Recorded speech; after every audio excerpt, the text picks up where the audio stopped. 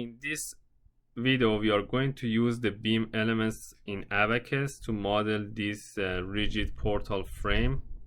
And this is the cross section of the columns and the rafters of the frame. And the material of the frame is steel with a Young's modulus of 200 gigapascal and Poisson's ratio of 0.3. So let's go to Abaqus. We start by creating the geometry. I call the part frame. This is a 2D model, deformable, and we are going to use wire. Approximate size, I'm going to use 80 and continue. Click on create lines, and basically we want to create the geometry, and the starting point is going to be the bottom of the left column. So I put that point at coordinate of 0, 0. Then the top of the first column on the left has a coordinate of 0 and 6. Then the top of the first rafter on the left again, it's that one has a coordinate of 10 and 8. The top of the right column has a coordinate of 20 and 6. And finally the bottom part of the right column has a coordinate of 20 and 0. So this is the geometry, and click on done. This is the geometry of the frame. The next step is to define the materials. So we go to property, click on create material. I call this steel, and we define the elastic properties for this. The Young's modulus is 200 gigapascal, and for this model I'm using meter as the unit of length and kilonewton as the unit of force. So the unit of the Young's modulus is kilopascal, so it's going to be 200 gigapascal is 200 is 6 kilopascal, and Poisson's ratio is 0.3. Then we create sections. This is a beam. I'm not going to change the name of the section because we have only one section, and we choose beam as a type. Now here we need to define the cross section for the members of this frame. We have only one cross section, so click on create beam profile. Our cross section is an eye shape, has an eye shape, so click on eye and continue. Now we need to fill out these parameters here that we are going to use the dimensions given to us by the problem. So for this cross section, I is 0.1795, H is the height is 0.359, B1 is 0.172. Just remember you need to enter all the dimensions in meter. So the dimensions given on the slide to us are in millimeters. And finally the dimension, the size of the web is 8 millimeter. Click OK and OK. And after defining the section, we need to assign the section. Click on assign section here, and because the whole frame has the same section, select the whole frame, click on done and click on OK. Now we need to define the beam orientations, so click on assign beam orientation and select the whole frame, the whole beam has the same orientation, the whole frame, all the beams have the same orientation, so we can select the whole frame. Now here you can see the direction of the longitudinal axis of the beams. So these are the t-axis, tangential, and we need to define the direction for n1 axis, or basically the neutral axis of the beam. So for us, the neutral axis is going to be in the z direction, so the default value is correct. Here you can see the values here you can see the direction of the axis. The tangential, the n1 axis is perpendicular to the plane, and the second axis n2 is perpendicular to t and n1. These are correct, so we click on continue to confirm. And if you go here, I already have turned this option on, but if for you this is not on, go to view part display options and click on and turn on render beam profile and click OK. If I rotate the frame now, you can see that we have defined an I-flanged beam and the directions are correct. Alright, so I'm going to turn off the part display option.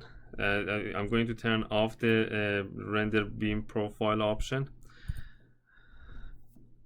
and we go to assembly, and we need to bring an instance of the part into the assembly. I will make it a dependent part, which basically means that we have to mesh the part, we cannot mesh the assembly.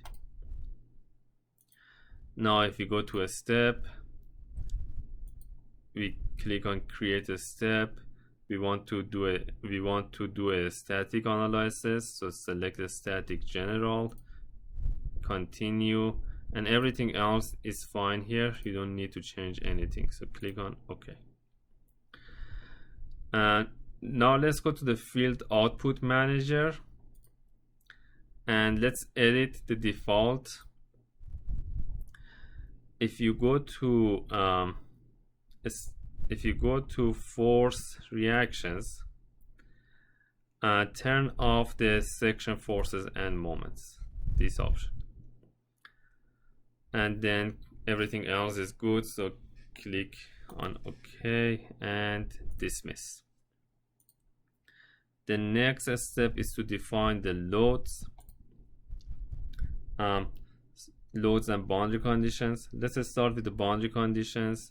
So we define the supports, so these are fixed supports, and we use the displacement rotation type and continue, and we select this point and press the shift key down and select the other point as well. So both of these points are selected, and click done, and all 3 degrees of freedom are fixed because these are fixed supports. Okay, so this was the first, and this is the boundary conditions. The second thing we need to do, we need to apply the loads. So click on create load, and let's start with the top rafter. So these are the loads that we have. Let's apply this uniform 20 kilonewton per meter force on the top right rafter. So click on basically select line load, and I call it rafter, and rafter load, and click continue, select this, and here we want to apply the load perpendicular to the rafter. So in the system that we are going to use is local coordinate system, basically local coordinate system of the rafter, and the load is 20 kilonewton downward. So so we use -20 because it's like a pressure load, so -20 kilonewton per meter. So this is the load, this is the uniform load on the rafter. Then we need to create the triangular load here.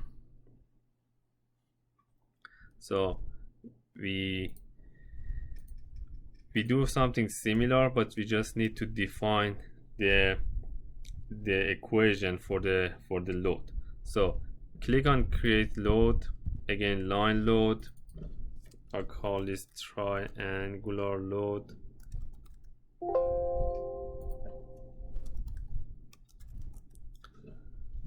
Continue, and we select the column here. And for this one, because this column is in the y direction, actually is aligned with the global y direction, y axis, I can use global to apply the load to this. The only thing that we need to do is that the distribution is not uniform. It's actually, we need to define the equation for this load. So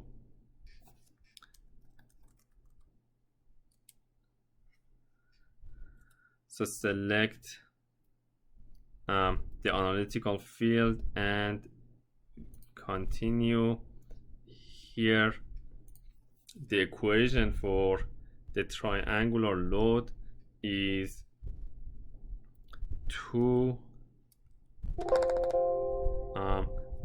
5 times y.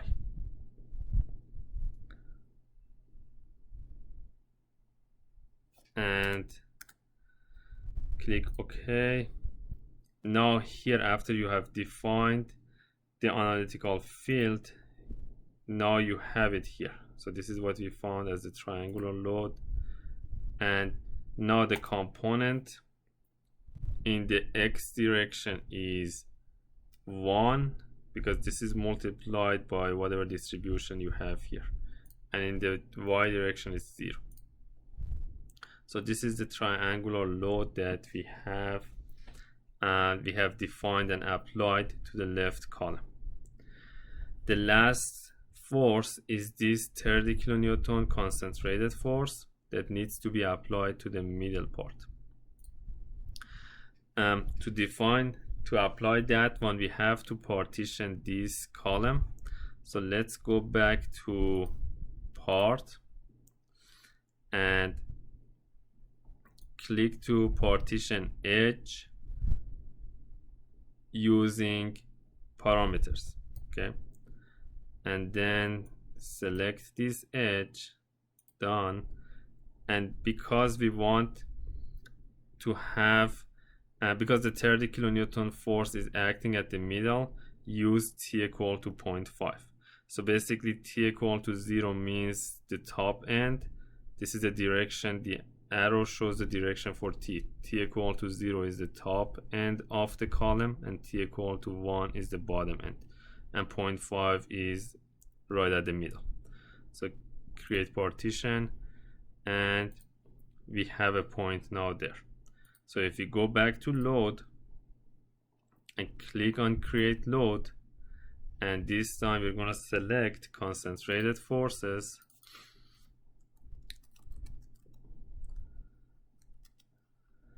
and click continue. Now we can select this point. Done.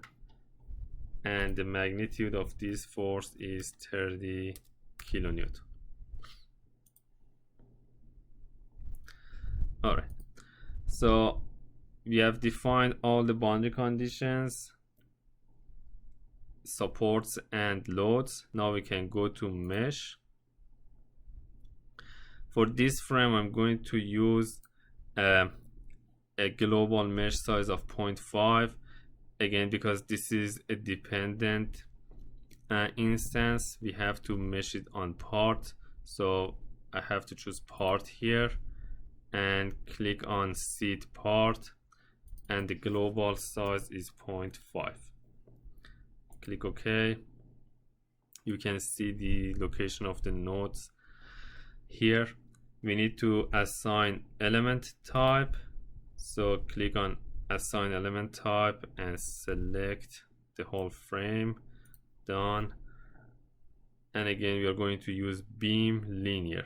Again, you can use quadratic again, but linear elements have 2 nodes and quadratic elements have 3 nodes. So let's go with linear because these are the kind of elements that we talked about them and derived their shape functions in class. Click OK, and we're gonna mesh the whole part, and OK to mesh the part, yes. So the part is meshed. To see the nodes and elements, go to view, part display option, mesh, show node and element labels, and here you can see the nodes and element labels here. So for example, the element 1 has node 1 and 7. Alright, I'm going to turn off the element and node labels. Now that we have meshed it, we go to job, we create a job. I call the job rigid frame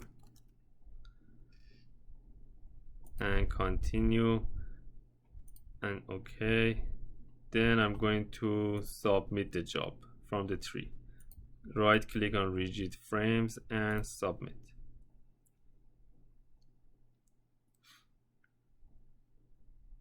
So the job is submitted. It shouldn't take more than a couple of seconds to finish, because we have only a few elements and nodes.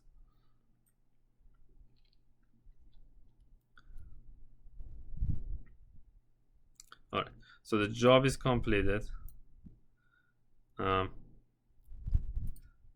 So let's go to the visualization to see the results. Right click on the job and click on results. So this is the deformed shape of this frame.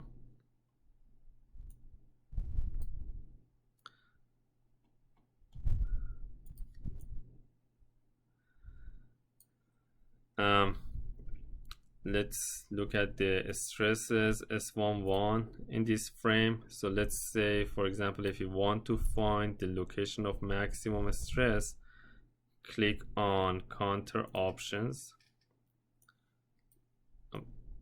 and limits and show locations.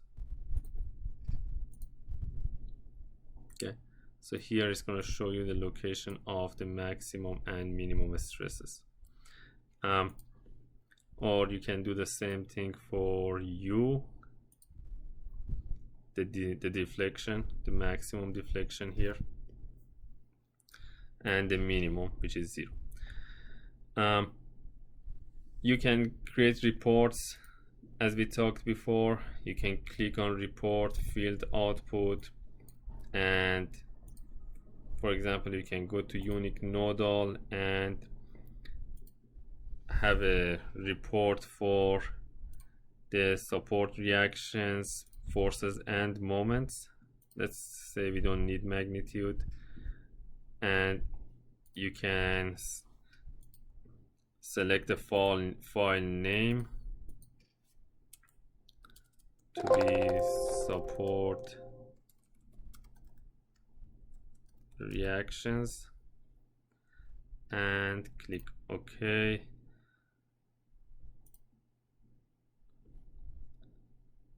And then